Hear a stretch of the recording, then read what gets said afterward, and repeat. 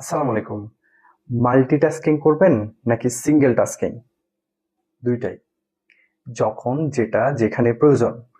কিছু কিছু কাজ আছে যেখানে খুব বেশি হাই ভলিউম ব্রেইন প্রেসার প্রয়োজন হয় না।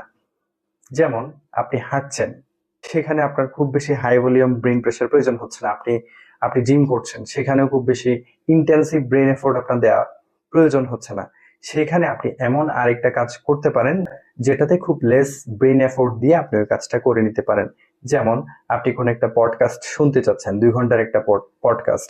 সো আপনি জিমে গিয়েছেন, 1 ঘন্টা হয়তো জিম করছেন, যাওয়া আসার পথে আরো 1 ঘন্টা সময় লাগবে।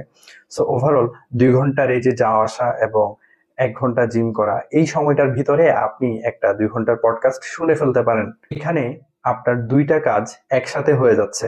যদি আপনি পডকাস্ট শোনার জন্য আরো 2 ঘন্টা সময় হাতে নিতে হইতো আপনার, আপনি পারতেন না, সময়টা বের করতে পারতেন না।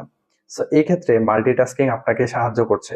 কিন্তু যেখানে আপনি একটা রিসার্চ করছেন, একটা প্ল্যানিং করছেন, সেইখানে যদি আপনি ওই কানে হেডফোন লাগিয়ে পডকাস্টটা শুনতে চান, আপনার এই প্ল্যানিং বা একটা হেভি স্ট্র্যাটেজিক কাজ আপনি করছেন যেখানে ব্রেইন এফোর্ট খুব বেশি হচ্ছে, সেইখানে কিন্তু পডকাস্টটা শুনে আপনার খুব একটা পডকাস্টের বেনিফিটও আপনি নিতে পারবেন না, খুব একটা ভালো প্ল্যানিং বা স্ট্র্যাটেজিক যে অ্যাক্টিভিটিটা আপনি করছেন সেটাও করতে পারবেন না।